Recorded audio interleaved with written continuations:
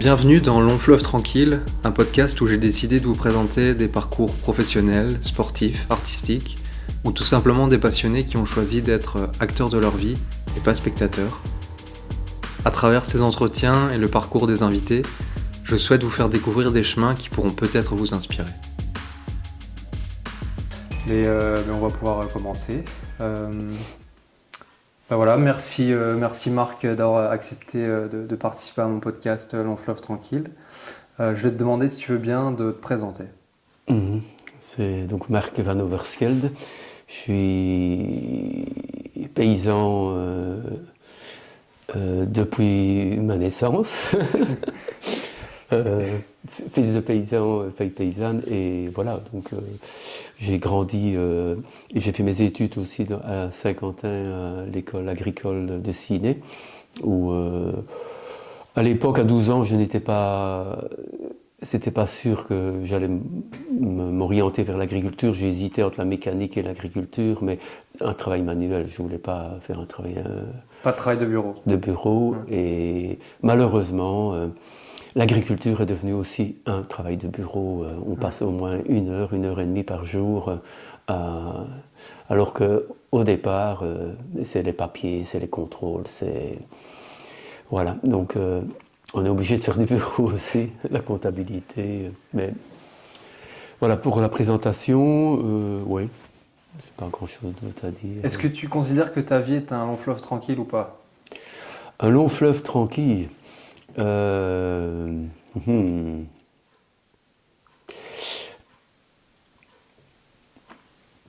dirais non, pas tranquille.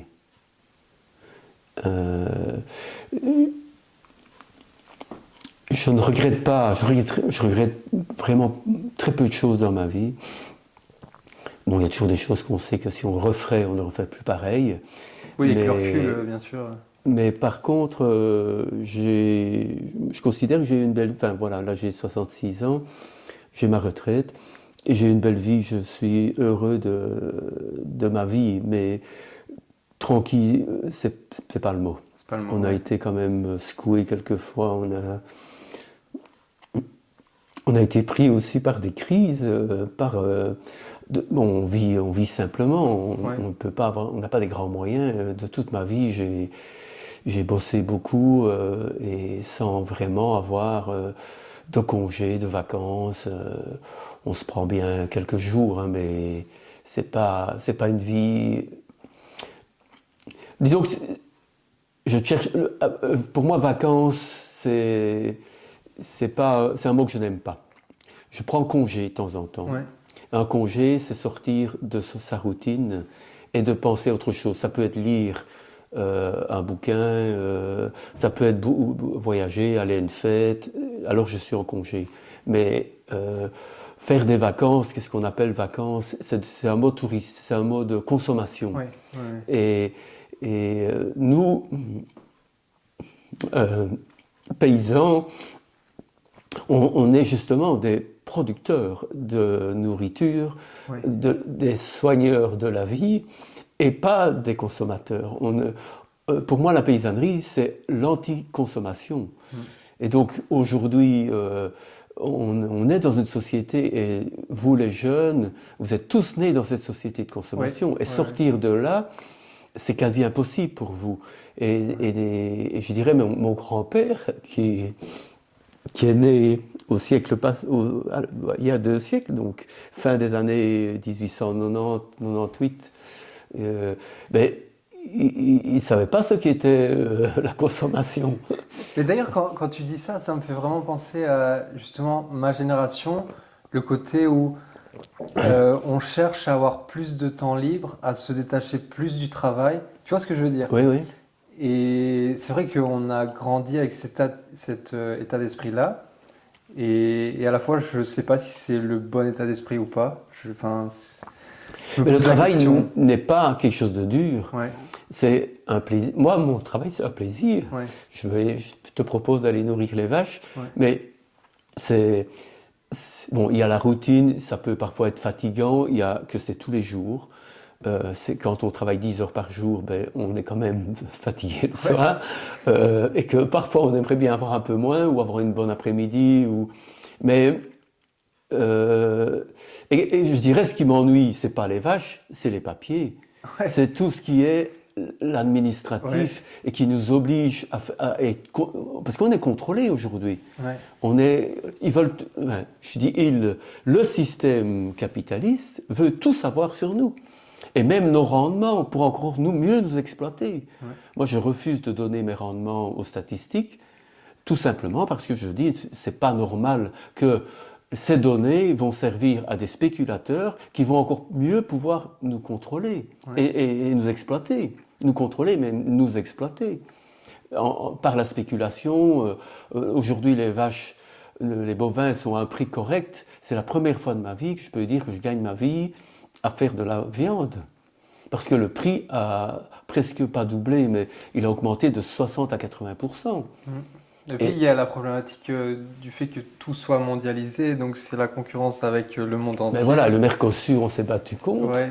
Mais si le Mercosur passe et que les Brésiliens n'ont pas les mêmes conditions de production que chez nous, ils vont pouvoir nous concurrencer et quoi? On va devoir encore vendre nos bêtes, donner nos bêtes, quoi. Ouais. Avec tous les contrôles, tous les papiers, l'administration, et la vie ici coûte beaucoup plus cher.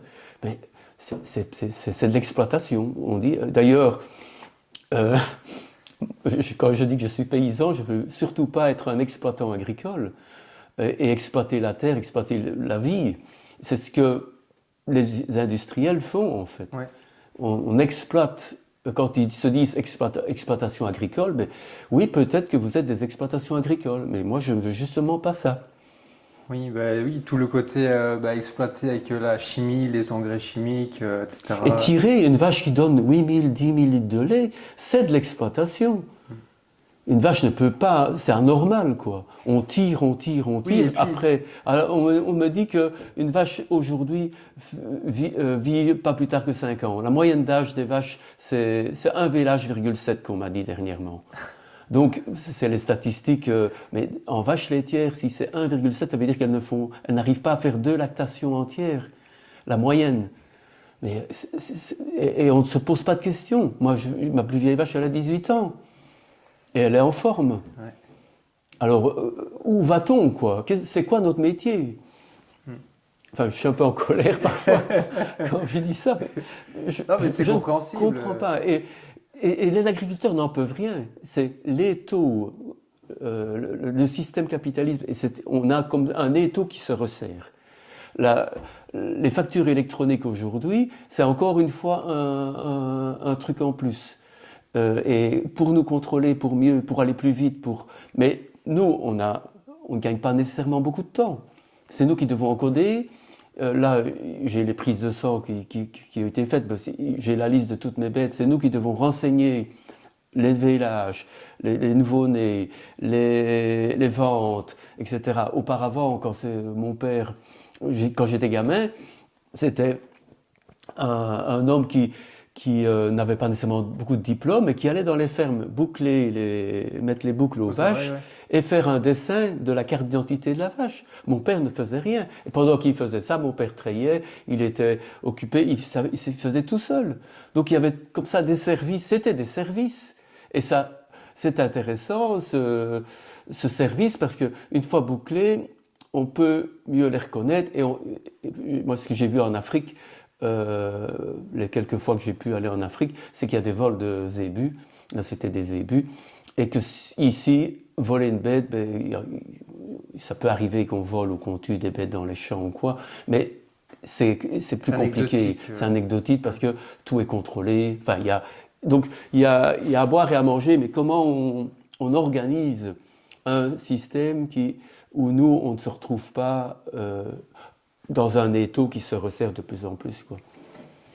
Le paysan, c'était auparavant l'homme le plus libre de la planète, et aujourd'hui, il est contrôlé. Je dessine un agriculteur, et ça, c'est à la PPA, quand on a eu la peste porcine africaine ici, en 2019, je crois, si je me souviens bien, et quand on a fait notre réunion, pour essayer un peu de faire une manifestation pour dire qu'on n'est pas d'accord avec ce principe de tuer nos cochons alors qu'ils sont sains et consommables, et de foutre tout ça à la poubelle, je trouvais ça vraiment un gaspillage comme on fait aujourd'hui avec la dermatose nodulaire, la DNC, pour les vaches en France. C'est exactement la même chose.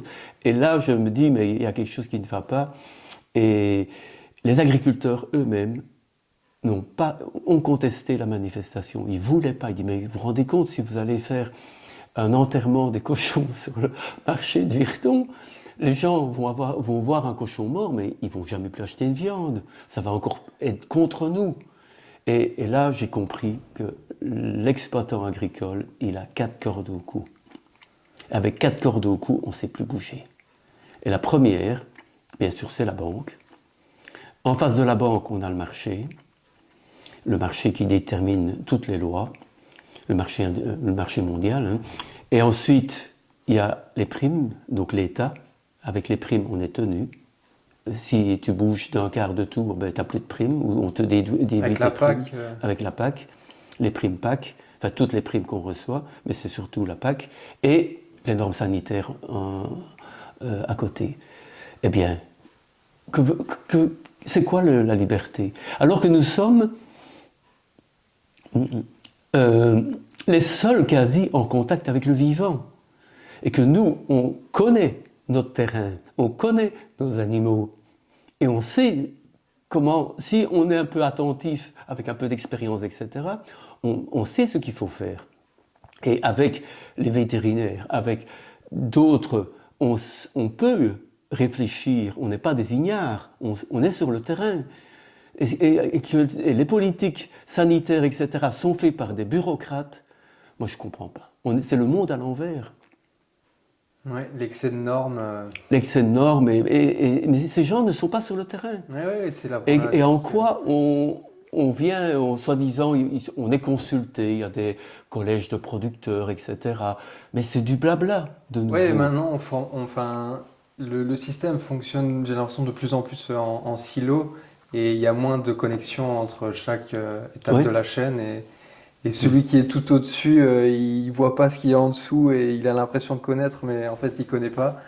Il n'est pas sur le terrain. Et du coup, ça fait des règles qui n'ont ni queue ni tête. Enfin voilà, je m'écarte peut-être un peu de tes questions. Et pour du coup revenir à la ferme du Haillon, où on se trouve, le projet que tu as développé depuis le début, si je ne dis pas de bêtises, est-ce que tu peux parler un peu de ce projet, le décrire? Bon, on est venu ici il y a presque 30 ans, 29 ans, dans l'idée de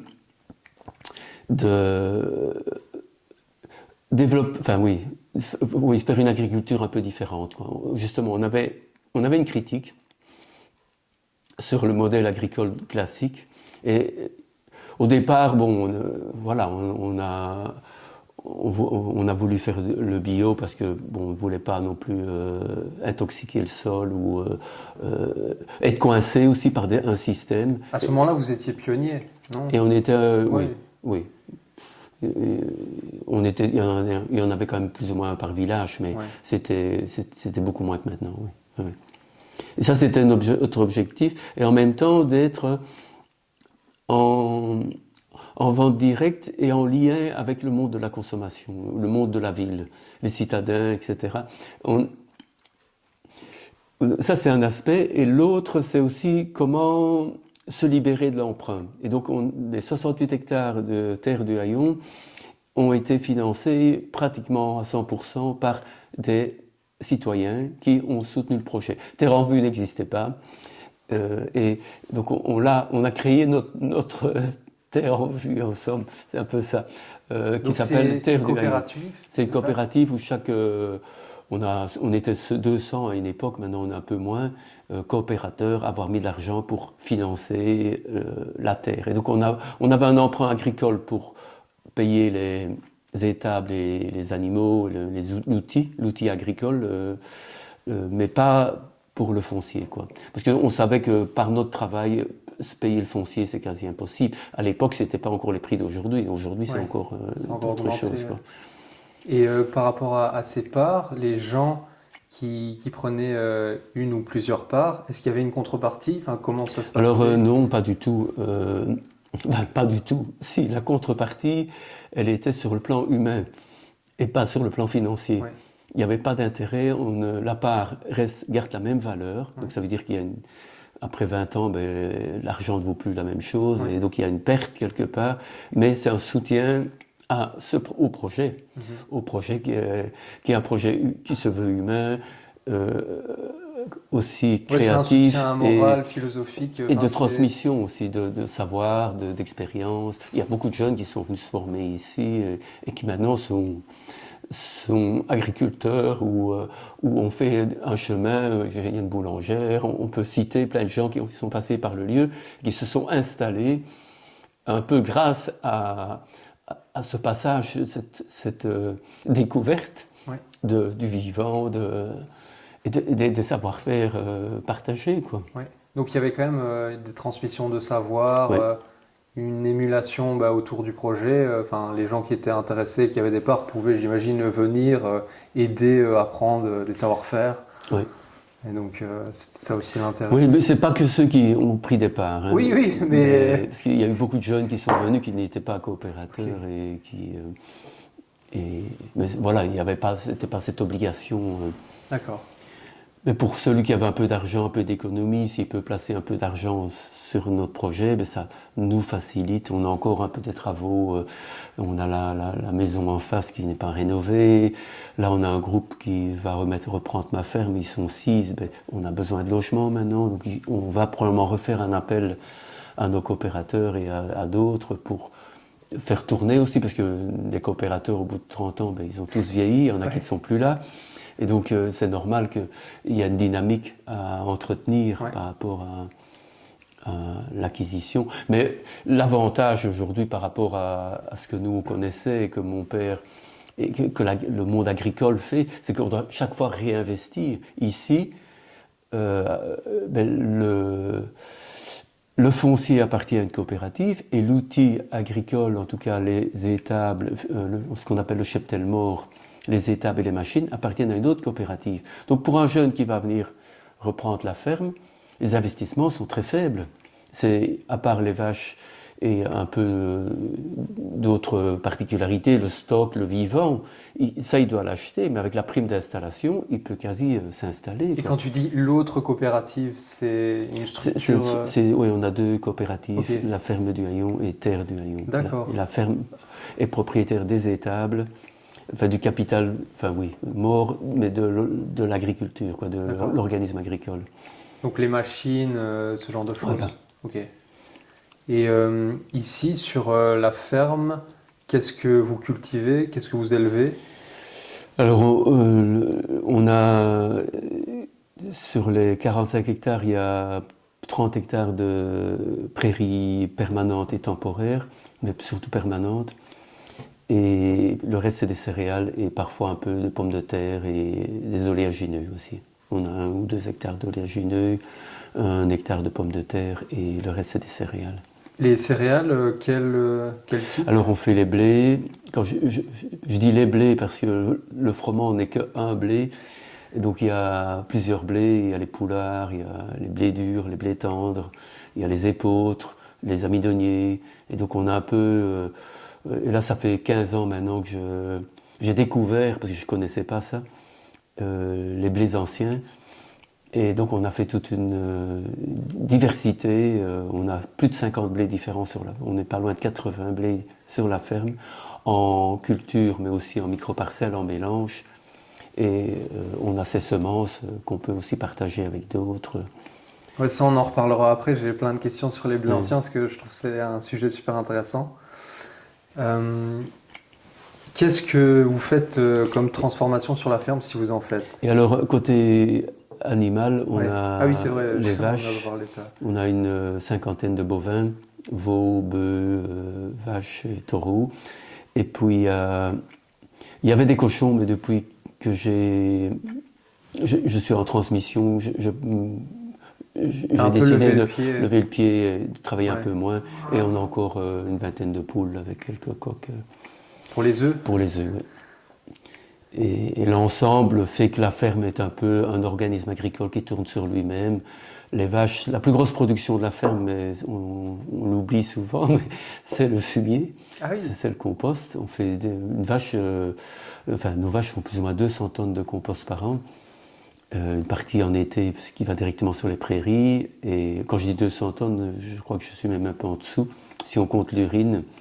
Et le fumier, on a 150 tonnes de fumier qui, eux, vont nourrir les terres cultivables, quoi. D'accord, donc c'est entièrement valorisé pour Oui. l'agriculture. Oui. Ok. Oui, parce qu'ici on a des terres quand même relativement pauvres, faciles à faire, sableux, sablo-limoneux, etc. Mais si on ne nourrit pas, il n'y a rien qui vient. Et bon, on n'a pas les engrais chimiques, donc il faut bien amender avec les composts ou le bokashi. D'un point de vue de la transformation, est-ce que vous en faites? Alors on transforme les céréales en farine, les oléagineux en huile, et l'autre, c'est on fait de la viande, donc on vend en colis une partie de nos animaux, pas tout, mais une partie. Directement en circuit court? En circuit court, oui. Uniquement en circuit court, oui. En préparant un peu le podcast, j'ai pu voir qu'il avait existé un reportage, La révolte de la Terre, tourné en 2001, que j'ai trouvé très, très touchant. Au début, on voit Patrick qui est devant l'usine Burgo. Pour les gens qui ne savent pas, qui ne sont pas de la région ici, c'est une usine de papier. Et donc il explique qu'il travaillait dans l'usine, qu'il était ouvrier, qu'il avait une maison, qu'il s'était marié, des enfants, une télé, une voiture, etc. Et après, il a eu un peu une prise de conscience. Il s'est dit, finalement, ma vie est finie, ça va être ma retraite, après, il n'y aura plus rien. Et il a vraiment eu cette réflexion de dire, ça ne peut pas continuer comme ça, enfin, ça n'a pas de sens pour moi. Et à travers la ferme du Haillon, il a vraiment retrouvé un sens. Et je trouvais ça vraiment touchant. Et après, on voit l'explication de la ferme avec le collectif. Je pense que vous étiez une dizaine au début. Et, il y avait quelques stagiaires, mais on était 8 à porter le projet, quoi. Et donc, il parle du fait de l'autogestion, où il n'y avait pas de salaire, tout était mutualisé, c'est ça? Oui. Mais ça n'a pas duré. Ça n'a pas duré éternellement. Ça a été C'était trop compliqué à gérer. On n'a pas toujours les mêmes aspirations, les mêmes façons de voir. Et maintenant, les moines le font. Hein. Oui, oui. Mais ça m'a vraiment fait penser à ça. Quand il y avait une des personnes des collectifs qui a dit on n'a pas de salaire, tout est mis en commun, ça m'a fait penser à une abbaye. Je me suis dit, c'est le même système en fin de compte. Oui. Et on connaît des collectifs qui fonctionnent encore comme ça, c'est leurs règles. Maintenant, il y a parfois un peu des aménagements, parce que vivre ensemble, on a parfois besoin de sa cellule privée et d'avoir un peu... Donc il y a aussi tous ces revers qui ont fait qu'il y a eu des crises, qu'on manquait d'espace, manquait d'isolement. Tout le temps avec des gens, à un moment... moi c'est ce que je me suis dit, je pense pas que j'aurais pu vivre comme ça des années dans un collectif où vraiment tout est mutualisé, parce qu'on n'a pas cette bulle un peu plus personnelle, de l'extérieur. Ça n'empêche que dans des collectifs où tout est en commun, il peut y avoir des endroits... ça n'empêche pas le fait d'avoir... des endroits plus privés ou quoi, parce que justement ceux que je connais, ils ont maintenant adapté plus un modèle de vie où les gens savent quand même se retrouver. Où ça ressemble peut-être plus à un village. Oui, voilà, c'est plus un hameau, un village. Ouais, c'est vrai. Un habitat groupé, dans les habitats... Mais bon... en fait, la question aussi, c'est quoi le projet ? Est-ce que c'est l'habitat? Est-ce que c'est la ferme, le travail en fait, et les sources de vie, de revenus? Parce que déjà vivre ici, on a besoin de peut-être la moitié d'argent d'un citoyen lambda, quoi. on fait notre bois, on a notre nourriture. Les loyers, vu qu'on entretient nous-mêmes les bâtiments, etc., ne sont pas très élevés. Et bon, on ne roule pas avec des nouvelles voitures, mais je veux dire, on essaye on partage aussi. Il y a une époque où on partageait beaucoup plus nos déplacements. Et donc on faisait des économies. Et donc faire avec moins permet aussi de travailler moins, d'avoir du temps. Et on connaît des collectifs qui font vraiment attention à ça, où la plus-value, elle est sur le temps, en fait. Ouais. Et le temps, justement, c'est ils quand en même parlent dans le précieux. reportage, se réapproprier son temps. Oui, oui, voilà. Et je trouve ça beau comme formule. Et encore pour revenir au reportage, il parle du fromage dissident. Est-ce que tu peux expliquer qu'est-ce que c'est? Bon, il faut donner des noms à nos fromages. Ouais. Et voilà, on avait l'Irawette aussi, le cœur fleuri, qui était lui un fromage plus pâte molle. Et le dissident, ben oui, c'est celui qui il dit ce qu'il veut, quoi, qui est en dehors des sentiers, je dirais des autoroutes de la vie. En fait, pour moi, le dissident, c'est celui qui, à un moment donné, arrive à faire un pas de côté et, par ce pas de côté, trace sa vie. Et c'est un peu ce que Patrick, dans le film...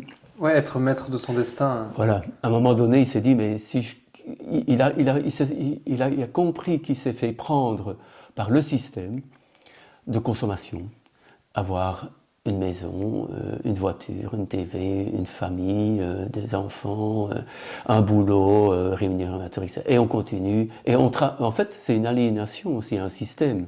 On est pris par ce système. Et la récompense, c'est les vacances et le salaire ou l'accès à la consommation. Mais la vie, c'est quoi? Et c'est là que le pas de côté permet de dire, mais qu'est-ce que je veux faire de ma vie? Et Patrick, il a fait ce pas de côté en nous rencontrant probablement et aussi en étant en question. Et alors, à partir de ce moment-là, on n'est plus libre de faire enfin, plus. C'est une façon de... Moi, j'aime bien cette image que beaucoup de philosophes font aussi, en disant se mettre en recul de quelque chose pour repenser, revoir les choses qui nous sont plus à cœur, en fait, et pas prises par un système. Oui, écouter son cœur, son instinct, voilà. et pas se voiler la face sur quelque chose qui ne nous convient pas vraiment. Est-ce qu'on a vraiment chaque fois quelque chose à devoir prouver à la société, qu'on est un homme qui sait tout faire, qui est brillant, qui est ci et ça? Est-ce que c'est comme ça qu'on sera heureux? C'est aussi de se montrer tout simple, quoi.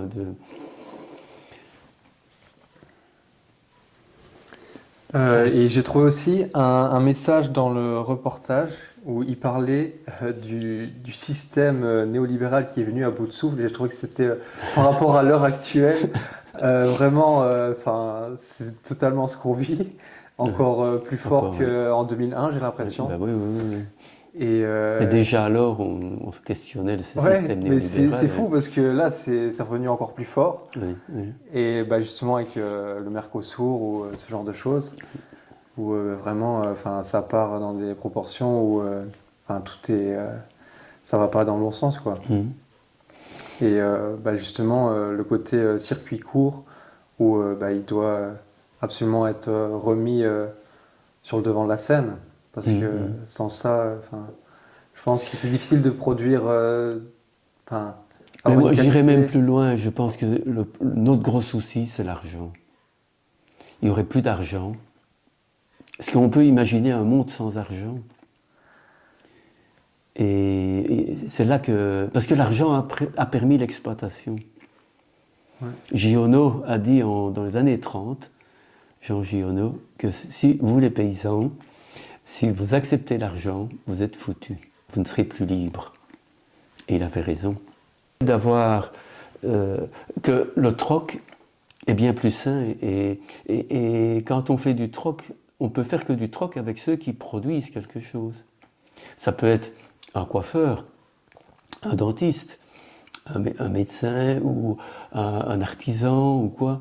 Mais Après, ce serait peut-être, dans le monde actuel, oui, aujourd'hui on imagine plus ça. trop, on a du mal à se dire que ça pourrait fonctionner. Dans le monde dans lequel on est arrivé. Mais quand on voit la question financière aujourd'hui et comment on exploite grâce à l'argent, on peut exploiter les paysans, les femmes qui travaillent, la femme et les enfants dans le monde sont exploités par le système. Si on a des vêtements aussi bon marché, des GSM abordables comme on a, c'est parce qu'il y a des enfants qui travaillent derrière. Si on fait attention à tout cela, si on veut sortir de là, c'est l'argent qui produit ça. Après, et nous, on est des nantis ici en Occident. Ouais. Est-ce qu'avant l'argent, il n'y avait pas quand même déjà des formes d'exploitation où là c'était peut-être le plus fort qui exploitait le plus faible? Est-ce que ça va quand même éliminer l'exploitation si on élimine l'argent, tu penses? Ce sera différent. Ouais. Et là, c'est plus des guerres de territoire ou oui. Mais bon, parce que si tu as ton terrain, tu peux vivre, tu as ton autonomie, quoi. Alors on doit tous avoir notre terrain. Pas nécessairement. Pour moi, le coiffeur ou le dentiste, pour donner des exemples, peut très bien ne pas avoir de terrain, mais moi je suis prêt à échanger avec un soin dentaire, des soins dentaires, de la nourriture et de la bonne nourriture. Et pour des bons soins dentaires, de la bonne nourriture, et on peut vivre. Après, peut-être que du coup, il va accepter que les clients dont il a besoin un échange en retour. Ben oui, et effectivement. On n'est pas dans un marché, on n'est plus dans un marché à courir après de l'argent et à capitaliser. Pourquoi la terre est monétarisée? La terre, c'est un bien de l'humanité, le soleil, l'air, l'eau, et aujourd'hui, on veut tout capitaliser. Et c'est le capitalisme qui nous a... Le capitalisme n'est pas si vieux, il n'est pas si vieux, il a peut-être 700, 800, 1000 ans, on parle de... Mais auparavant, on va dire, il a permis à nous d'être heureux et de vivre dans l'abondance. Mais quelle abondance aussi? Posons-nous la question. C'est sûr que les supermarchés sont remplis, mais qu'est-ce qu'ils vendent réellement? Il y a peut-être des produits un peu plus sains, mais il y a aussi toute une nourriture qui nous rend malades. Il faut dire ce qui est. Et là, on continue, et je trouve que ça s'aggrave de pire en pire, quoi. C'est de pire en pire, et c'est ça qui me fait dire, vous les jeunes, l'avenir vous appartient. Moi, ma vie, elle est plus ou moins tracée, je ne pourrais plus faire grand-chose, mais comment est-ce que... Moi, je fais un appel à la jeunesse, en disant, mais reprenez en main vos vies, et c'est à vous bouger et à décider de... Mais pour ça, il faut peut-être venir dans les fermes et voir ce qui est possible de faire. Ouais, avoir plus de contact avec le vivant aussi. Avec le vivant, sortir de vos villes, faire un pas de côté et vous rendre compte parce que quand on est né dans cette société de consommation, on ne se rend pas compte de tout cela. Et aller aussi dans des pays, justement en Inde, en Chine ou dans les pays du Sud, voir comment les paysans s'enterrent au Brésil. Pourquoi est-ce qu'ils sont sans terre? Parce qu'il y a des industriels qui s'accaparent toutes les terres pour produire du soja à gogo ou du coton ou des blés et nous concurrencer. C'est vrai que ce phénomène où les fermes deviennent de plus en plus grosses, c'est un peu partout dans le monde, j'ai l'impression. Oui, et donc c'est une perte d'autonomie. On industrialise, on augmente, et la fin du pétrole, l'énergie qu'on consomme, va aussi, à un moment donné, sur les 100 ans passés, on n'aura jamais autant consommé d'énergie sur la planète. que toutes les autres années. On est à un niveau de consommation et de répandre du CO2 dans l'air que jamais la planète n'a subi ça. Et là, enfin, je trouve qu'il y a assez d'alarmes qui sonnent, etc., pour se dire, mais comment on reconstruit un monde?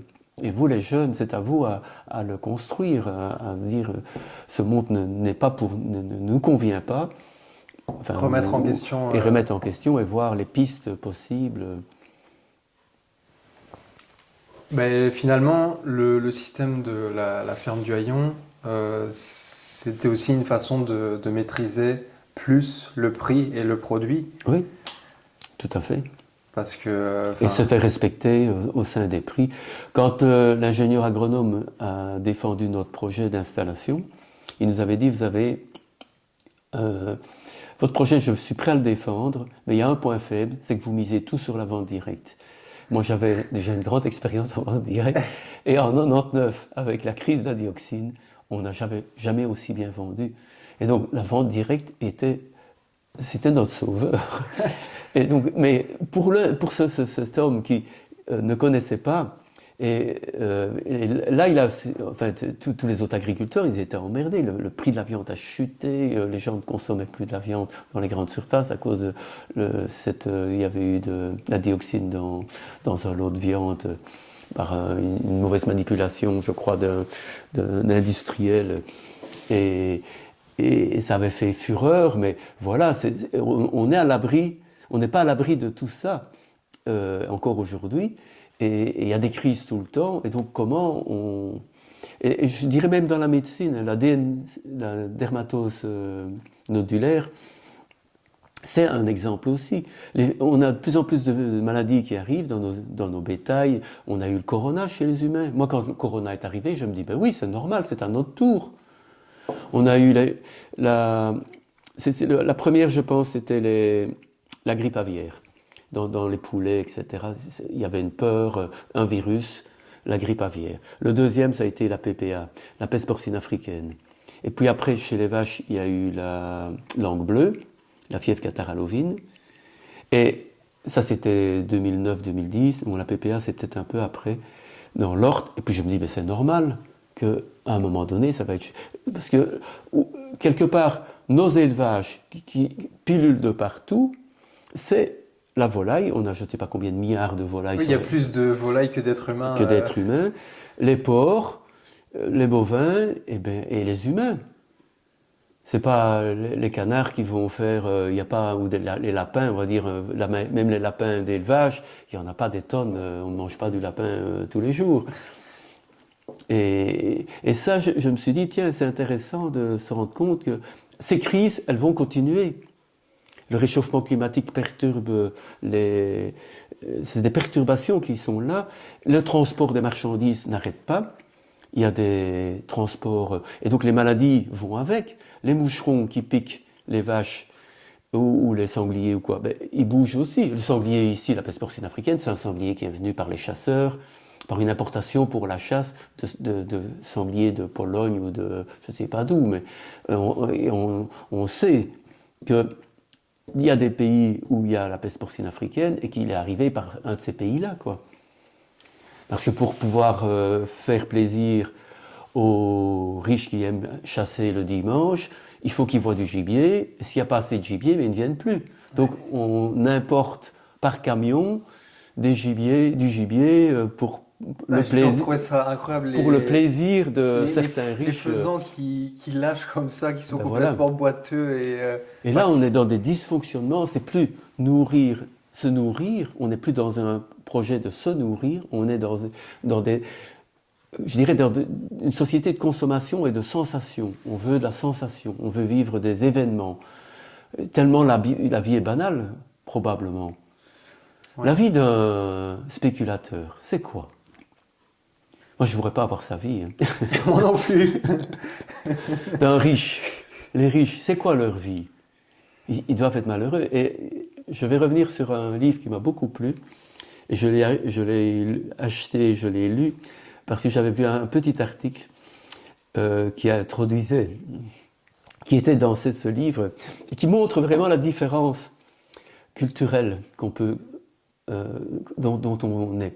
C'est Madame Clinton, donc on est dans fin des années 90, début 2000, qui apprend qu'il y a une banque américaine alternative qui a soutenu un projet de femmes au Bangladesh.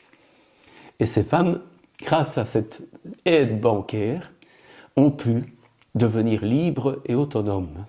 Et donc, Madame Clinton, la femme du président, était très intéressée de voir. Et donc, elle prend l'avion pour aller au Bangladesh à la rencontre de ces jeunes femmes qui s'en sont sorties. Et donc, là-bas, arrivée là, elle leur demande, mais comment est-ce que vous avez fait? Avec ces sous qu'elles disent, avec cet argent, on a pu acheter une vache. La vache, elle nous a donné du lait, on a fait du fromage, on a pu vendre aussi un veau, elle nous a fait un veau et tout. Et grâce à cet argent, grâce à ces ventes, on a eu l'argent pour pouvoir mettre nos enfants à l'école et pour devenir autonomes. Et Madame Clinton, tout enchantée, de dire, bah oui, bravo, dans ce village, les femmes sont quelque part libérées. Et vous, Madame Clinton, donc les paysannes du Bangladesh, vous avez une vache? Non, je n'ai pas de vache. Vous avez un revenu personnel? Mais depuis que mon mari est président, je n'ai plus de revenu personnel. Mais ça va. Ça va. Vous avez des enfants? Oui, j'ai une fille. Vous aurez aimé en avoir d'autres? Oui, mais avec la condition, le statut de mon mari, c'est compliqué. Et elle termine en disant, Madame Clinton, on vous plaint. Vous n'avez pas de revenu personnel, vous n'avez pas les enfants que vous désirez. Mais c'est la vie, tout ça. Et en fait, dans quoi on est? On est dans le business, dans la consommation, ou on est dans la vie? Et ces paysannes du Bangladesh, elles sont entièrement dans la vie. Et c'est là que je crois qu'il y a quelque chose qui déconne dans notre société occidentale, c'est qu'on est dans un monde qui n'est plus le vrai monde en fait, qui est artificiel. On vit sur du béton aujourd'hui, on ne vit plus sur le sol. Et nous qui sommes confrontés à la vie tous les jours, on se rend compte, nous les paysans, de cette déconnexion. C'est le mot pour moi. Nous avons une société qui est déconnectée. Elle est super connectée au Wi-Fi et à tous ces trucs-là. Et à la communication. Mais pour dire quoi et pour vivre quoi?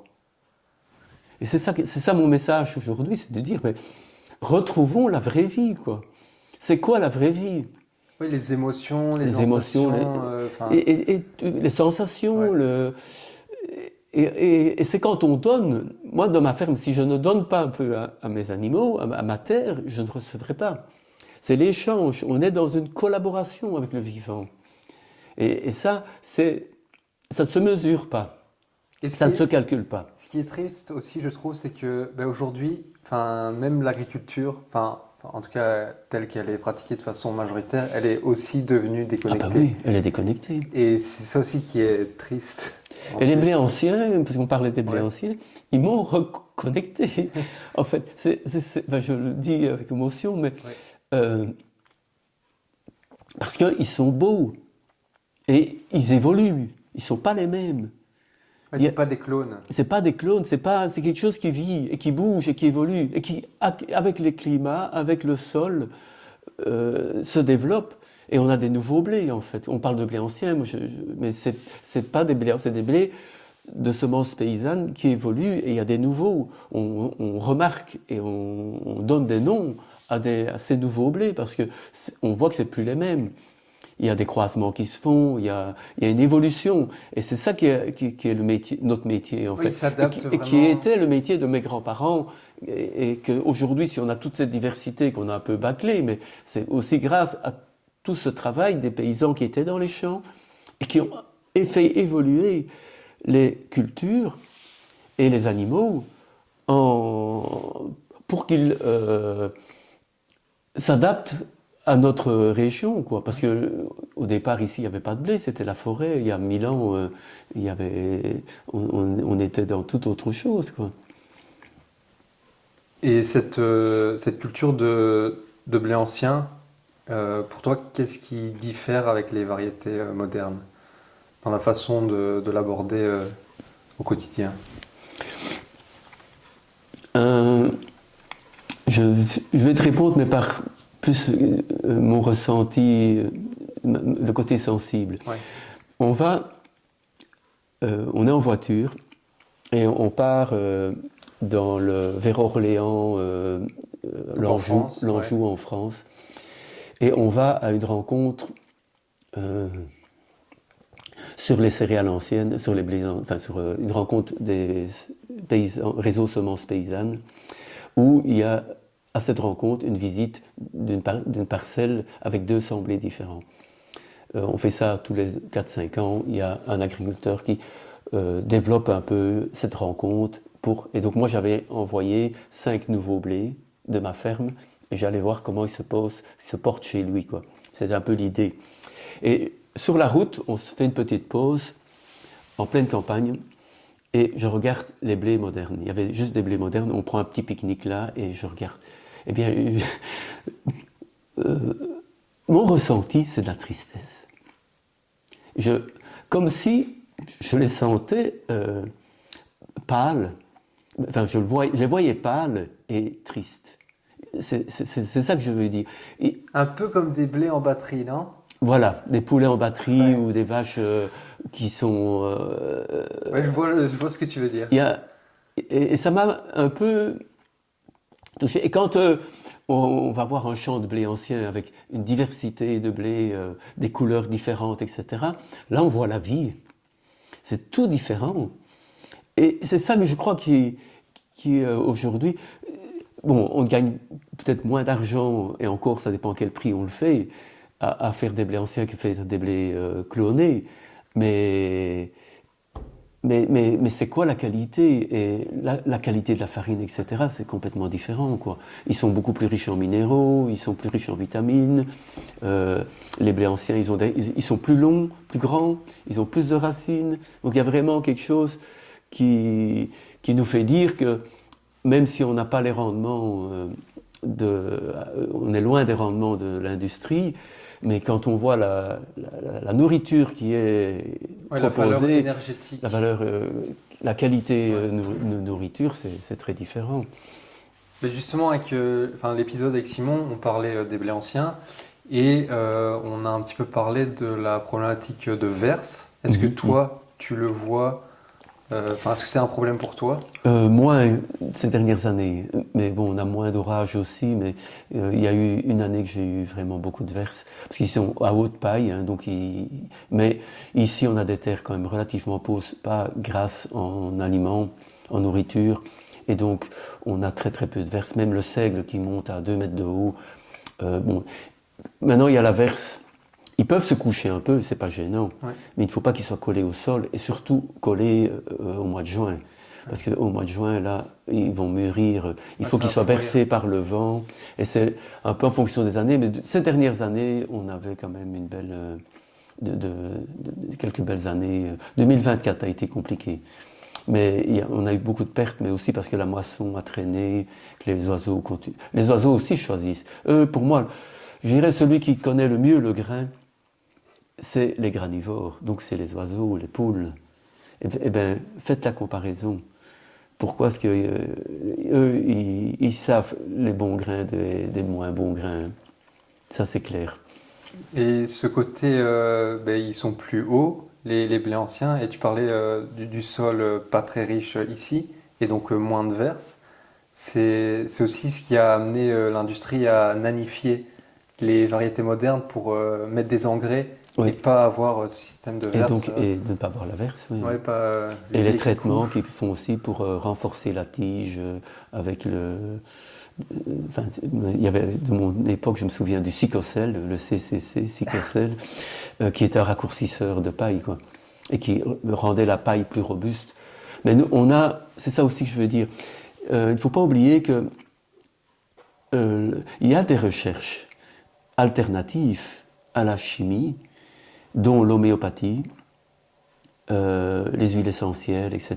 Et en agriculture, en culture, on travaille pas mal avec l'homéopathie, ou avec des purins d'ortie, ou des choses comme ça, des extraits fermentés d'ortie, de consou, des décoctions. Des décoctions. Ouais. Et là, pour moi, la science, la vraie science, c'est celle qui collabore avec les paysans, et qui amène, en gardant une autonomie. On ne veut pas être dépendant. Et la nature, elle est autour de nous. Donc on a ce qu'il faut pour... Qui travaille pour le vivant, tout simplement. Voilà.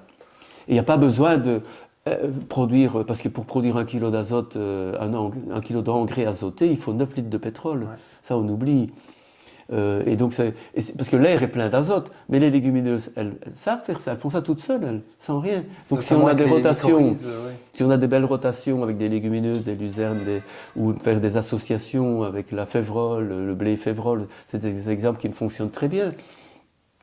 Et après, on sépare les grains. La graine de févrole est beaucoup plus grosse, on peut la séparer du blé. Et techniquement, on a aussi des outils, des trieurs, etc., qui ne sont pas des machines gourmandes, mais qui permettent de séparer nos graines pour pouvoir faire même les lentilles. Une association avoine-lentilles marche très bien. L'avoine, c'est une céréale plutôt fourragère, et les lentilles, on peut les récolter, les séparer à la récolte pour avoir des légumes pour manger, quoi. T'en as déjà fait ici, des lentilles? Moi pas, mais j'ai des voisins qui le font, ouais. Lentilles, pois chiches, les petits pois, ça on fait. Févrole. Avec Simon, on parlait de son rendement en blé ancien. Lui, il parlait de 2,5 tonnes par hectare. Est-ce que toi, c'est plus ou moins ça ou...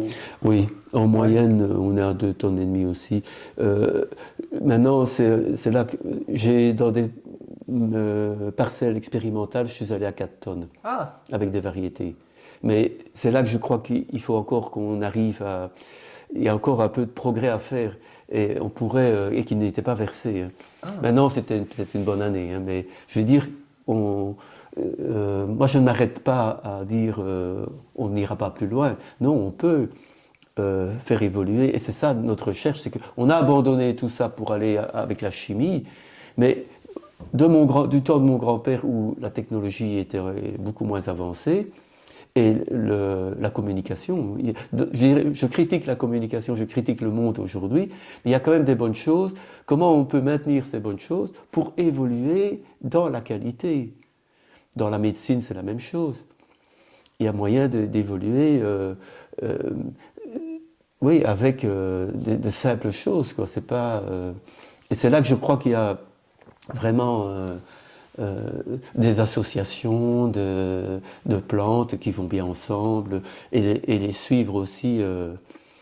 Allez, le Doryphore a créé une famine il y a quelques siècles, enfin, peut-être pas quelques siècles, mais quelques dizaines d'années en Russie, en mangeant les fans de pommes de terre. Il y a eu une invasion de Doryphore et ils ne savaient plus faire de la vodka. Hein, eh bien, aujourd'hui, sur Internet, vous pouvez aller voir le Véloriphore. C'est un outil tout simple qui ramasse les Doryphores.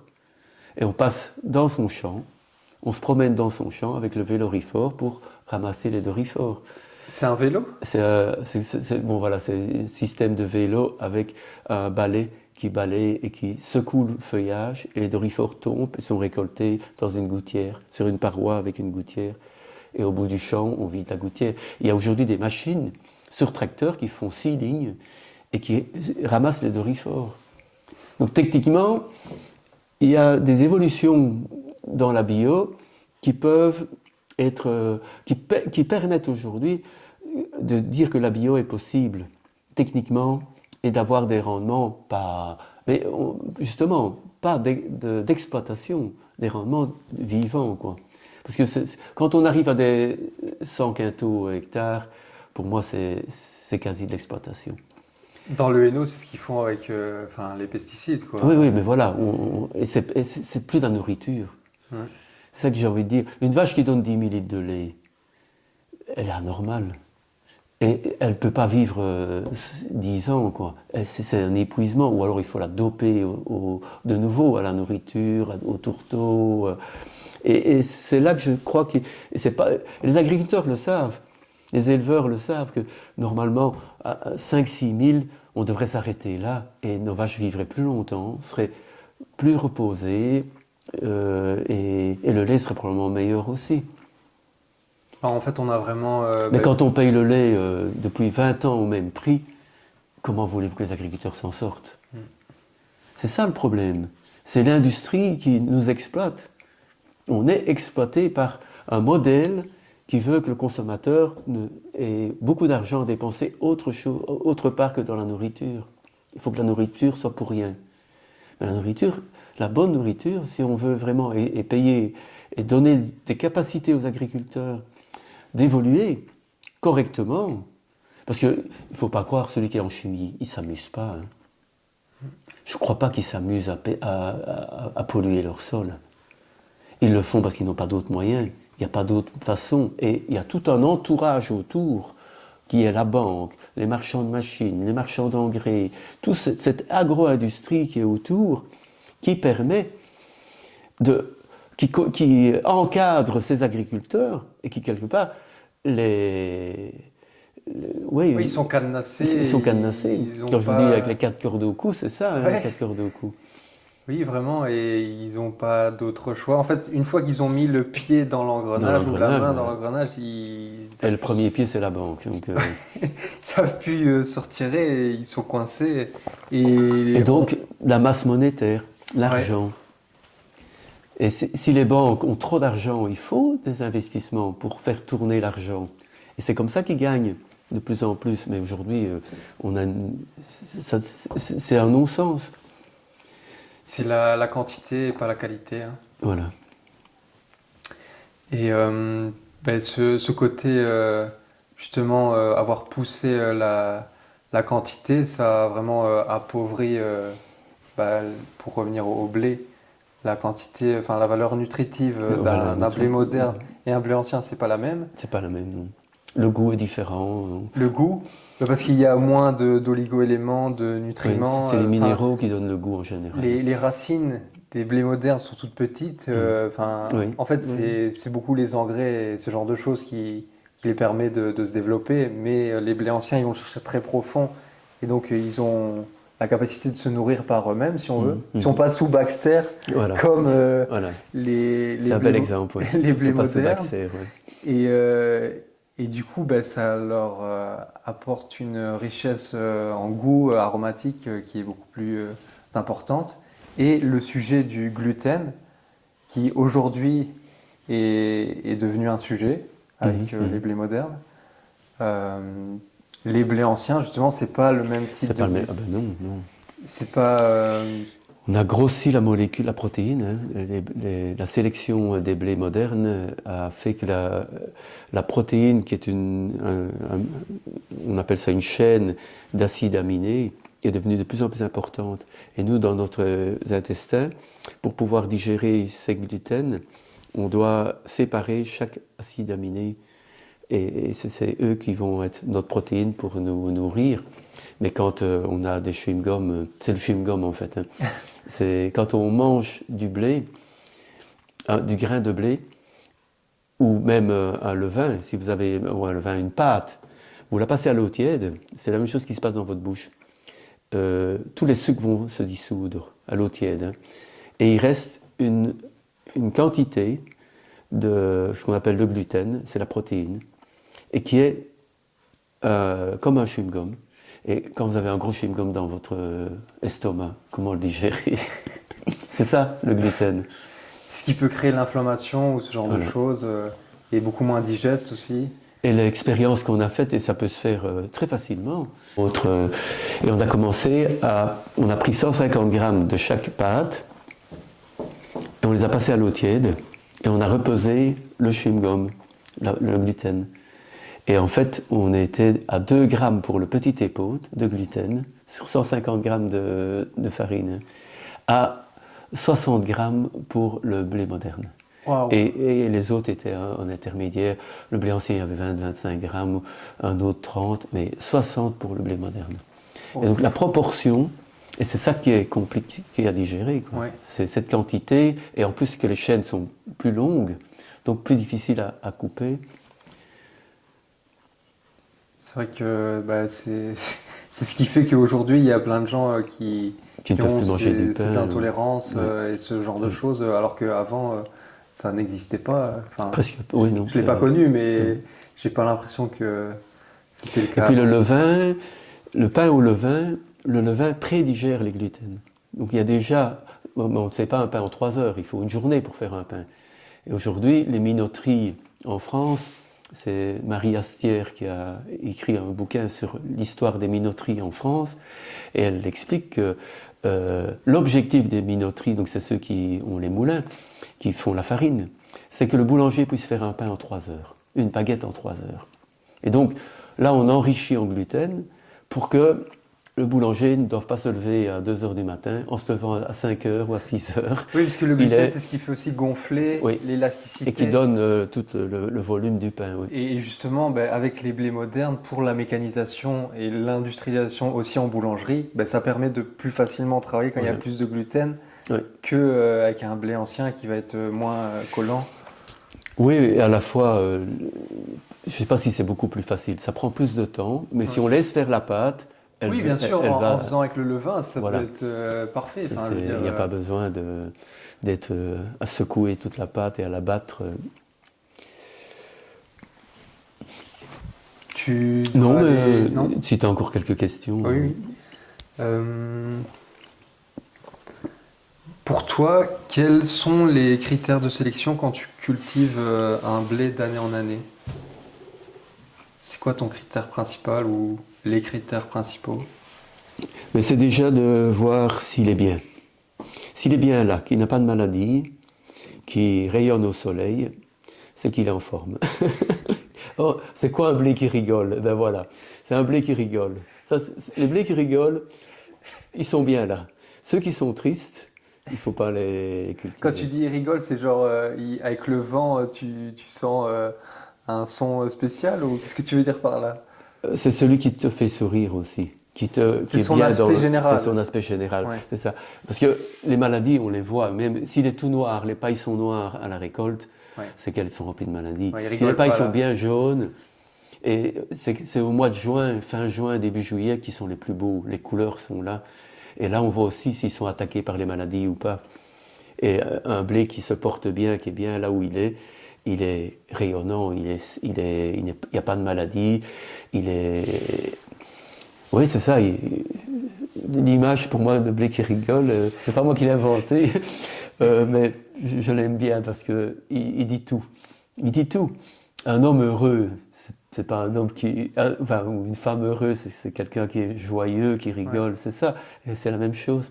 Et donc, est-ce que finalement, mais c'est pas le rendement. Mais bien sûr, s'il a un long épi, ça c'est une sélection. Si je vois en plus que comme il est bien, et quelqu'un qui est bien, qui rayonne, qui sourit, et il va apporter du bonheur.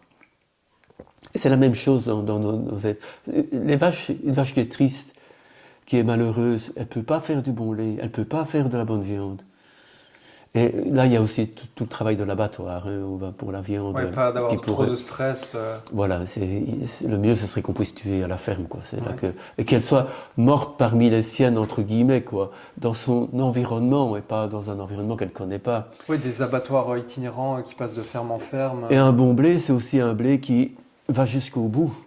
Parce que ce qu'on mange, c'est le fruit d'une plante, c'est le grain. C'est le fruit d'une plante qui a été fécondée et tout. Et si la plante n'est pas morte, elle n'a pas encore tout donné à son fruit. Et c'est là que la moissonneuse-batteuse est quelque chose qui est parfois un peu plus rapide. C'est pas parce que le grain est sec que la plante ne vit pas encore. Et là, dans la sélection des blés, ce qu'on regarde aussi, c'est comment cette maturité peut se faire. Et quand les pailles deviennent mauves, c'est un signe de qualité. On a ça chez le seigle, mais chez certains épeautres, chez certains blés, où et c'est une accélération de la maturité pour arriver à donner tout à son grain, quoi. Parce on sait que les plantes, que les graines, que la semence a une mémoire. Mais cette mémoire, elle vient de la mer, elle vient de la mer. Et donc, si elle n'a plus cette transmission, je dirais c'est la même chose qu'une poule. Une poule qui fait des poussins. Quand on regarde, si on a encore la chance de voir une poule avec ses poussins, tout ce qu'elle explique à ses poussins, les bonnes herbes à manger, les bons grains, comment trouver, c'est la basse-cour. Regardez une vraie basse-cour. Aujourd'hui, tous les poulets qu'on mange dans les grandes surfaces, toutes les poules qui font des œufs, elles sont nées dans des dans des couveuse. Ce sont des orphelines. Oui. Ce sont des orphelins. Et ils n'ont pas connu la mère. Ils sont en couveuse, et donc il n'y a pas d'éducation, il n'y a pas de transmission. Et c'est comme ça qu'on fait une société. Et vous les jeunes, est-ce qu'on vous a donné votre transmission? Aujourd'hui, il y a des jeunes, ils ne savent même plus allumer un feu. Nous, on n'a que des poêles à bois. Je dis, mais il faut des jeunes de 30 ans, hein. Il faut parfois expliquer.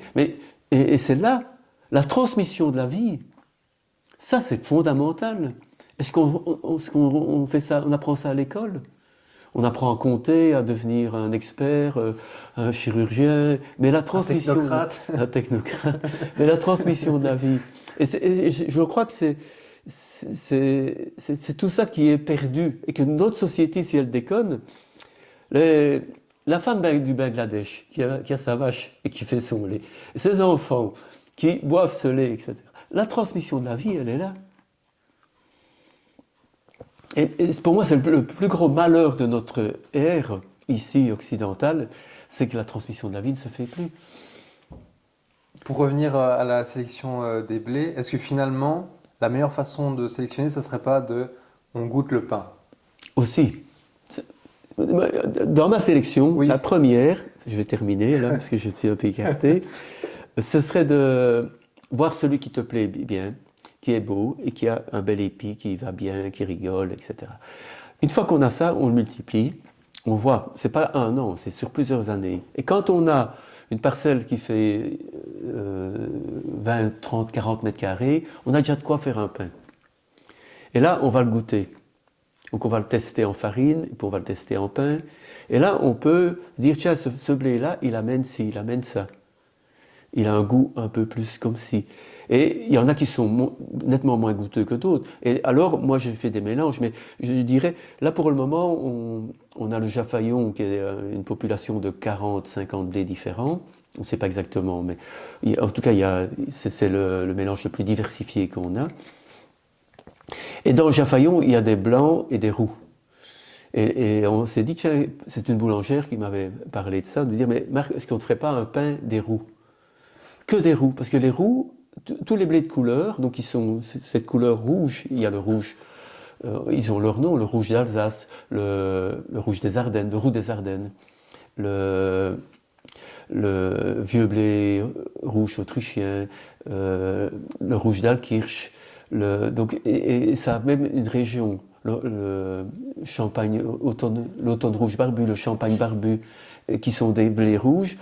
Eh bien, on est en train de créer une multiplication de ces blés roux pour en faire tester en pain. Et dire, tiens, voilà, ils se portent bien, ça a l'air d'aller entre eux. Maintenant, l'année prochaine, on va faire du pain des roux. Et pour un boulanger, ça peut être une diversité. Tiens, voilà, c'est le pain des roux. Et d'expliquer aux mangeurs qui ne savent plus tout ça, que plus la couleur de la plante et colorée, il serait plus riche en minéraux. On a des pourpres aussi. Mais quand je dis pourpre, c'est des violets. Et apparemment, au niveau rendement, on n'est pas... C'est pas terrible. Mais en avoir un petit peu pour donner de la couleur, pourquoi pas? Et dans nos rouges, on a mis un pourpre. Le pourpaillon qui est né ici, en fait. Voilà. Est-ce que tu fais parfois des échanges avec d'autres personnes? Oui, tout ce qu'on a, c'est à travers des échanges. Il y a plein de jeunes agriculteurs, jeunes paysans boulangers qui sont venus chercher des semences ici. Et les semences, c'est fait pour circuler. C'est pas des marchandises, c'est le vivant. La graine, c'est une semence. Et ça doit voyager. D'ailleurs, ce qui est incroyable et n'importe quoi, c'est tout le côté des grosses industries et des semences qui essayent de cadenasser tout, voilà, et interdire ce genre de choses. C'est n'importe quoi. Mais ça, ils n'y arriveront pas. Oui, mais on ne vend pas. Moi, je ne vends pas de la semence. Si je fais des échanges, ou dans certains cas, je demande à la personne de dire, écoute, si tu veux démarrer, voilà, il était parti avec 50 kilos de Jaffaillon. Je dis, écoute, parce qu'il voulait démarrer sur une plus grande parcelle. Avec 50 kilos, il peut semer un demi-hectare, un terrain de football. Mais je dis, mais l'année prochaine, tu me ramèneras 100 kilos. Donc, je n'ai pas vendu ma semence, je lui ai donné.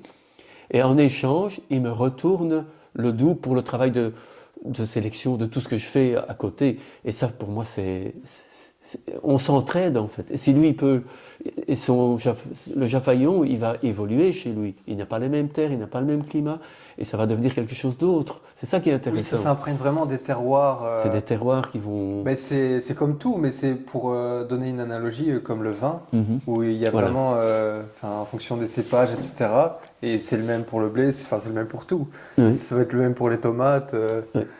Et aujourd'hui, la science reconnaît l'épigénétique, que les plantes peuvent modifier leur ADN sans croisement.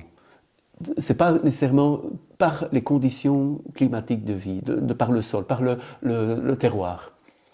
C'est le terroir, ils se sont rendus compte de ça, et nous, on voit des choses comme ça. Comment se fait-il qu'elles bougent? Est-ce que c'est des croisements? On ne l'étudie pas, mais aujourd'hui, les scientifiques de l'INRA, que je croise de temps en temps... Donc ça en France, l'INRA? Oui, c'est un centre de recherche en France, comme Jean Blou, ici, reconnaît l'épigénétique. Et ça, je me dis, ça c'est des avancées. C'est-à-dire, ce qu'on fait, donc ça veut dire que la sélection paysanne des semences, elle a tout son sens. Parce que c'est le terrain qui parle et qui fait évoluer, c'est pas les labos. Et faire des semences dans des labos, c'est pas du vivant, voilà. Soyons clairs. On n'est pas dans la vie, on est dans le labo, quoi. À part l'INRA, est-ce que tu as eu d'autres contacts avec la recherche fondamentale? Non, pas beaucoup. Non. De temps en temps, mais des philosophes. Des philosophes. Qui s'intéressent à nous. Qui s'intéressent, qui sont à nos rencontres. Ben, c'est ça que j'ai dit aussi. C'est vraiment une démarche philosophique. Mais voilà. Ouais, vraiment.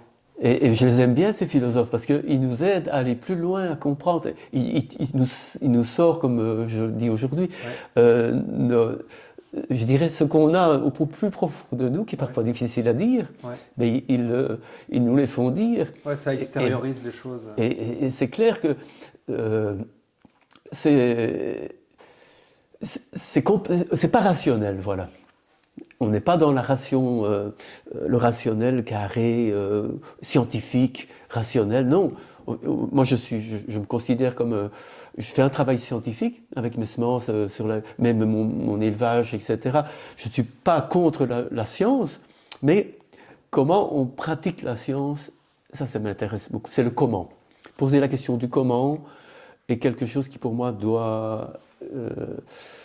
est impératif en fait.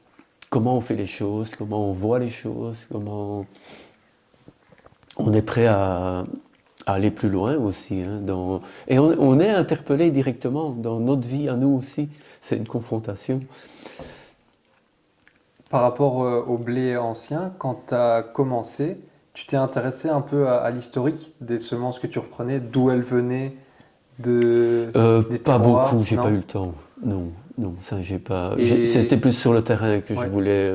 Maintenant, il y en a qui connaissent très très bien. Un Marc de Waal qui est un ancien boulanger. Il a un savoir sur puis d'autres paysans en France, paysans boulangers qui ont. Et tu sais plus ou moins d'où elles venaient? Oui, ça. Ben, déjà le nom. Hein. Ouais. Le blé de Champagne, il vient de Champagne, le rouge de Champagne, ou on a le blé du Jura, on a le blé du Lot. Principalement de France, du coup. Ben oui, mais on a aussi le roux des Ardennes et le blé de Lorraine. On est en Lorraine, nous, ici. C'est le blanc de Lorraine. Pour parler des Belges, en Belgique, il n'y a pas tellement, mais il y avait le blé de Jean Blou, qui ne se plaît pas ici, on n'a pas les mêmes terres. Dans les anciennes variétés, il y a le blé ardennais. Donc, il y a le roux des Ardennes, mais aussi le blé ardennais. Et ils sont très, très différents. Il y en a un qui est velouté, non barbu, et l'autre est barbu pour faire peur à un sanglier. Avec des barbes hérissées que si un sanglier met ça dans sa bouche, il a plein de barbe dans toutes ses gencives. Il n'aime pas trop venir pas manger. Picorer, hein. Il ira chercher plutôt le blé ardennais qui est plus doux.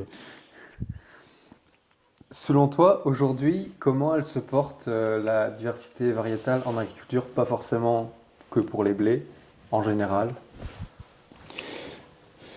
Mais, en tout cas, elle diminue, ça c'est évident. Et à la fois, je crois que le développement de la bio permet quand même d'avoir un peu une augmentation de la diversité.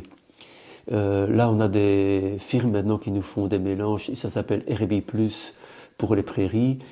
Herbie Plus, c'est que des plantes non productives, mais qui amènent des minéraux comme le plantain, le sainfoin, la chicorée. Donc c'est des plantes sauvages qui ont été travaillées un petit peu génétiquement ou qui viennent peut-être de régions différentes et qui vont remettre de la diversité dans nos prairies et que la vache ne mange pas que du raie gras. D'ailleurs, ça me fait penser aux alpages en montagne. Voilà, la richesse des fromages, ça vient vraiment de la diversité de ce qu'elles mangent dans les alpages. Et là, il y a une énorme diversité, justement. Et c'est ce qui que chez nous, on a un peu perdu en Gaume, on est encore surtout avec nos sols qui sont quand même assez diversifiés aussi. On a puzzle, ici sur la ferme, on a du sable limoneux, du limon et de l'argile. Donc en fonction, comme les vaches vont un peu partout, il y a déjà une diversité botanique énorme. La Gaume en Belgique, je pense, c'est la région la plus préservée. Enfin, j'ai l'impression. Ouais. Avec Couvain, la région de Couvain, je crois aussi, mais. Parce que moi, je viens du Hainaut, mais plus haut que Couvain. C'est pas du tout la même chose là. Ça ressemble moins ici. Il y a moins de diversité. Tu dirais que les variétés anciennes, même si c'est un peu le nom générique, parce que elles sont aussi actuelles, c'est l'avenir. Mais c'est pour ça que je parle de semences paysannes. Ouais. Réapproprions-nous nos semences. Et en potager, les tomates, c'est le plus bel exemple. Les tomates anciennes, les variétés comme le cœur de bœuf, comme la noire de Crimée, où il y a plein de variétés. Mettez une tomate comme ça dans votre bouche, qui est bien mûre, et vous allez avoir une saveur qu'une tomate de l'industrie produite par des labos, etc., est une tomate qui n'a aucun goût. Ouais, c'est de l'eau. Alors ça vaudrait la peine de faire des analyses, justement pour voir les vitamines, les minéraux de cette tomate, mais rien que le goût. Et ça, je crois que. Et nous sommes des fructivores, on mange les fruits, et la tomate, ou même une pomme dans les pommes, toutes les variétés de pommes qu'on avait. Et il n'y en a aucune les mêmes. Et en fait, c'est ça, et les cerises, les prunes, on a cette diversité, elle est autour de nous. Et on ne la voit plus. Et c'est ça que j'ai envie de dire, d'inviter à ce retour, à aller vers dans les arbres fruitiers. C'est à tout niveau, il y a moyen, il y a de la place pour tout le monde. Et voilà, on a un couple ici à Aide qui a recommencé les anciennes variétés de pommiers, de poiriers, etc., qui font de très très belles choses avec. Donc ça essaye de démarrer, mais il faut on est toujours confronté à l'industrie et à l'industrialisation et qui est en dessous de tous les prix par rapport aux pommes, et comment arriver, et c'est aussi un choix du consommateur de mettre un peu plus d'argent pour sa nourriture, moins pour le pharmacien. Ici, le pharmacien, il fait un chiffre d'affaires plus important que l'épicerie. Est-ce que c'est normal? C'est ça qu'on veut? Est-ce qu'on ne préférerait pas donner un peu plus d'argent à l'épicerie, à l'épicentre du village, plutôt qu'au pharmacien? Et c'est ces raisonnements-là qui n'est pas encore assez diffusé, je dirais. C'est des choix personnels que les gens peuvent faire. Choisir, c'est renoncer. Hein. Oui, c'est renoncer, oui. Est-ce que si c'était à refaire, tu referais la même chose? Oui. Enfin, je dis oui. Moi, je ne regrette rien dans ma vie. Dans les grandes lignes. Dans les grandes lignes, oui. Ouais. J'ai une belle vie, je suis content de ma vie. Une vie intense, vraiment intense, mais passionnante du coup. Mais passionnante, et je ne regrette pas d'avoir cette vie. Et elle continue, je n'ai pas fini. Mais bon, je vais bien ralentir. C'est pour ça que la transmission est importante pour moi, parce que je voudrais ralentir. Et peut-être me consacrer plus à cette transmission de savoir, du vivant, des semences. Parce que ça prend quand même. Ça fait 15 ans que je travaille sur les semences, et j'en apprends encore, et c'est pas fini. Et donc, la transmission, là, elle est importante. Et voilà un peu mes objectifs. Et peut-être aussi ce qu'on a perdu, c'est la traction animale. Le jour où il n'y aura plus de pétrole, enfin, c'est le plaisir. Pour moi, j'aime beaucoup. Je suis né avec le tracteur, j'ai pas connu la traction animale. Et ces deux amis qui sont venus me demander avec des bœufs, essayer de faire un peu de traction animale ici. Et elles m'ont fait découvrir la traction animale. Et en fait, maintenant, je crois que je fais plus de traction animale qu'elles. Mais j'en fais pas encore beaucoup. Mais l'approche est très différente. Quand on a une vache qui nous fait de la viande ou du lait, on est dans une démarche de production. Et je parlais tantôt de collaboration aussi, mais on collabore, mais il y a quand même un produit qu'elle nous donne, quoi. Quand on va au champ avec un bœuf ou avec un cheval, là on doit collaborer. S'il n'a pas envie d'avancer, il n'avance pas. Et, le rapport est différent. Une symbiose à avoir. Oui. Et ça, je suis content de l'avoir vécu. Et ça me tente d'aller un peu plus loin dans ce domaine.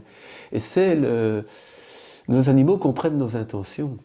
Donc, comment on peut communiquer et sentir nos intentions? Mon papa élève des chevaux et il ressent tellement fort, juste comment on se sent, est-ce qu'on a peur, est-ce qu'on est triste, ils le savent tout de suite. Tout de suite, oui. Tout de suite. On ne sait pas leur cacher, vraiment tout de suite. C'est fou. Hein. Oui, oui. On a l'impression qu'ils arrivent à lire notre façon d'être comme ça, un peu comme un livre ouvert. Oui. Moi, ça m'a toujours frappé. Oui, non, c'est clair que c'est... Parce que j'ai un peu... D'ailleurs, ce sont nos éponges. Quand on va mal, ils vont mal. Ouais. J'ai un peu monté à cheval et ça m'est arrivé parfois d'avoir peur en montant à cheval. Et le cheval le sent tout de suite. Ah bah oui. Et du coup, ça le stresse. Ouais, oui. ça le stresse aussi. Et du coup, ça va pas du tout. Mhm. Il faut essayer de le cacher, mais parfois, on n'y arrive pas. Ah ouais. Il faut respirer pour relâcher ces tensions. Mais ça m'a toujours marqué, Ouais. ce côté-là. Une question que j'aime bien, c'est quel genre d'enfant tu étais? Parce que je pense on garde toujours une part des enfants qu'on était, même si on évolue. Et je pense aussi que c'est important de garder son âme d'enfant. Est-ce que tu penses que tu l'as gardé?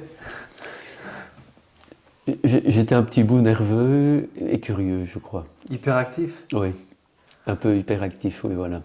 J'ennuyais mes sœurs.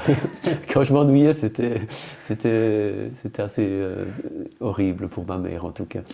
Oui. Mais dès qu'elle me donnait une idée ou l'autre, et je partais... T'avais juste besoin d'être canalisé, quoi. De chercher quelque chose à faire. Ouais. Voilà, moi, avec une planche et des clous et un marteau, je m'amusais, quoi. Je pouvais jouer... et j'ai appris le travail de mes mains très jeune, à 6 ans. À Saint-Nicolas, j'ai demandé des clous et des marteaux, quoi. Enfin, un marteau et des tenailles et des planches pour clouer, quoi. Et qu'est-ce que tu fabriquais à cette époque-là? Ben là, j'avais une petite brouette. Et quand je voyais mon père aller chercher la paille, je l'accompagnais avec ma petite brouette. Je mettais un petit peu de paille dans ma brouette, mais lui, il mettait 6 ballots sur sa brouette. Moi, j'étais là avec un tout petit peu de paille. Je trouvais ça ridicule. Et donc, j'ai voulu mettre des haussettes dans ma brouette pour mettre plus de paille. Surtout que la paille, c'est léger. Ouais. Et je me suis pris... parce que, en fait, je n'arrivais pas à enfoncer les clous. Je me suis énervé. Pas moyen d'enfoncer les clous dans la brouette. Et c'était une brouette en chêne. Mais ça, je ne le savais pas. Et donc, le fait que j'étais agacé par les clous qui ne rentraient pas, mon père est arrivé pour me montrer, me dire, tiens, regarde un peu. Mais c'était la même chose avec lui. Et là, ça m'a rassuré. Donc, il a fallu passer avec on avait une petite foreuse à manivelle, donc sans non électrique. Et là, on a percé les endroits où on voulait mettre les clous dans le bois de la brouette en chêne pour faire les haussettes. Et c'est à ce moment-là que j'ai appris énormément. Mais c'était... Mais ça t'a rassuré quand même que ton père n'y arrive pas. Oui, voilà. Je me dis, je suis pas... Il y a autre chose. C'est pas que de ma faute. Et ça, c'est intéressant parce que ça veut dire que il ne faut pas s'arrêter tout de suite.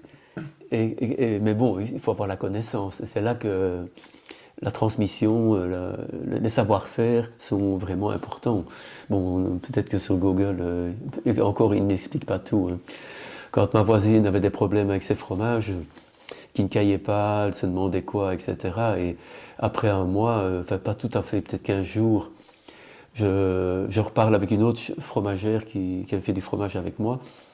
Et tout d'un coup, l'idée me revient en me disant, mais si les cahiers prennent du temps, c'est parce que le vent est au nord.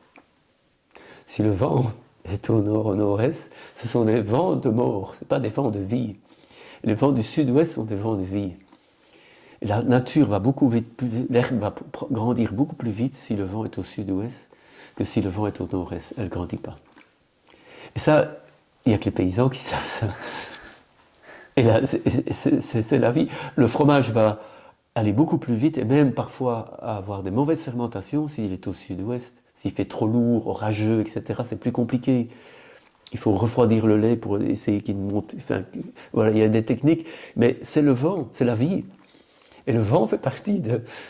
où les paysans boulangers m'ont raconté qu'il y a 2 moments difficiles où ils ont des problèmes avec le pain.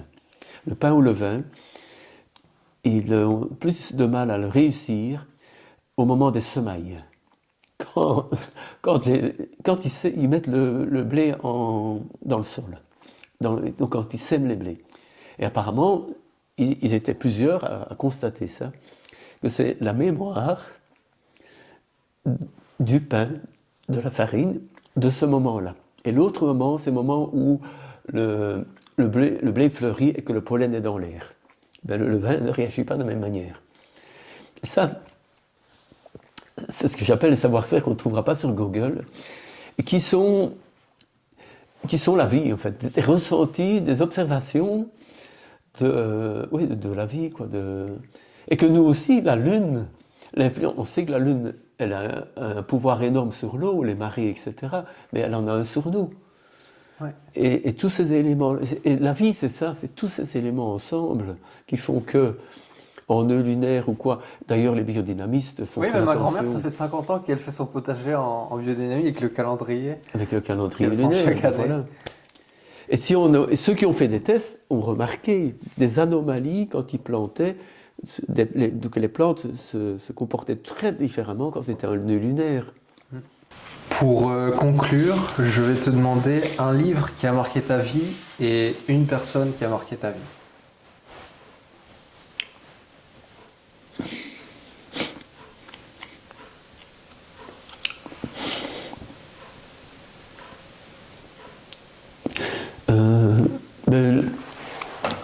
Enfin oui, c'est comme ça, j'ai un peu du mal, mais enfin le livre qui m'a le plus, c'est La subsistance de Marie-Amie et Véronica Benhunt, qui parle de l'histoire que j'ai parlé tantôt avec Madame Clinton, où elle oui, voilà. En fait, parce que c'est une lecture écoféministe et que le sensible est très important. C'est pas l'irrationnel, c'est pas la raison. Et ça m'a touché, quoi. C'est un livre qui m'a beaucoup marqué. Le fait que tout ne s'explique pas forcément, voilà. Que parfois il y a un peu d'invisible qu'on n'arrive pas à déceler. Enfin, en tout cas, on peut par instinct le ressentir, mais pas forcément mettre des mots dessus. C'est ça que tu veux dire ? Oui, voilà. Des mots dessus et aussi de l'histoire des paysans, quoi, parce que elle parle vraiment des femmes, des enfants et des paysans. Toute cette histoire et comment notre système aujourd'hui nous a exploités depuis déjà presque des siècles, quoi. Donc, c'est un bouquin un peu aussi, comment je dirais, politique, philosophique, militant, ouais. Quoi, oui. Elle raconte un peu les difficultés qu'elles ont eues rencontres. C'est des scientifiques, hein, c'était chercheuses, je ne saurais pas le dire, mais écoféministes, et dans les réseaux universitaires, etc., elles parlent de leurs difficultés de faire passer des messages ou de démontrer des choses qu'on ne veut pas entendre. Et une personne qui a marqué ta vie, si tu as quelqu'un en tête? Il y en a peut-être deux. En tout cas, il y a mon père. Qui t'a transmis beaucoup de choses? Oui. C'est avec le temps aussi qu'on remarque, même si il était très... Il m'a transmis, j'ai dit mon père et ma grand-mère, l'économie. La notion de l'économie, la notion de compter aussi. Mais ma grand-mère, c'est plus la notion de l'économie. Et pour elle, l'économie, c'était comment économiser son dos et son énergie. Ne pas jeter ses forces dans n'importe quoi. Voilà. Et elle ne posait pas un sac de 20 kilos au sol. Elle le mettait sur une table ou sur une chaise ou quoi. Et quand elle semait son jardin, elle calculait ses déplacements parce qu'au fin de la journée, il fallait tenir le coup. Il faisait tout à la main à l'époque. Et donc s'il n'y avait pas cette économie de sa force, elle était épuisée, elle ne pouvait pas tenir le coup. Et ça, on oublie ça. On dit l'expression en italien, qui va piano, va sano, va lontano. Oui, voilà, c'est ça. C'est vraiment ça. C'est vraiment ça. Ouais. Et de mesurer son énergie, pas courir comme un fou, et puis après, ne pas arriver au bout, quoi. Pour arriver au bout de ta journée, voilà, c'est tout à fait ça. Pendant cet échange, je t'ai senti ému. Qu'est-ce que tu en as pensé? Qu'est-ce que j'en ai pensé? Oui, j'ai senti que tu avais de l'émotion. Oui, ça m'arrive souvent d'avoir de l'émotion comme ça. J'exprime Tu caches pas tes émotions, elles viennent, je ne sais pas les cacher en fait. C'est bien, c'est bien, c'est une forme d'honnêteté et de... c'est des choses qui me touchent et quand ça me touche, l'émotion vient. Et c'est pas pour ça que je ne vais pas me les dire, quoi. C'est génial de les dire. Je pense que c'est ce qu'il faut être, ne pas avoir de masque. Oui. Je pense que la société, elle nous... elle nous facilite, mais c'est pas vraiment le mot, mais elle nous engage à essayer de mettre un masque, d'avoir tout le temps des filtres, essayer de pas vraiment être nous-mêmes, alors qu'en fait, on doit se battre contre ça et essayer le plus possible d'être nous-mêmes et dire ce qu'on pense. Oui, tout à fait. Oui. Et pas cacher les choses. Et donc, je trouve que c'est vraiment bien. Donc, merci pour cet échange. De rien, c'était avec plaisir. Merci d'avoir écouté cet épisode jusqu'à la fin. Si vous l'avez aimé, vous pouvez vous abonner. C'est ce qui permet au podcast de se développer. Et si jamais vous souhaitez participer ou que vous avez des idées d'invités, n'hésitez pas à me contacter. C'était Louis Delattre. À bientôt.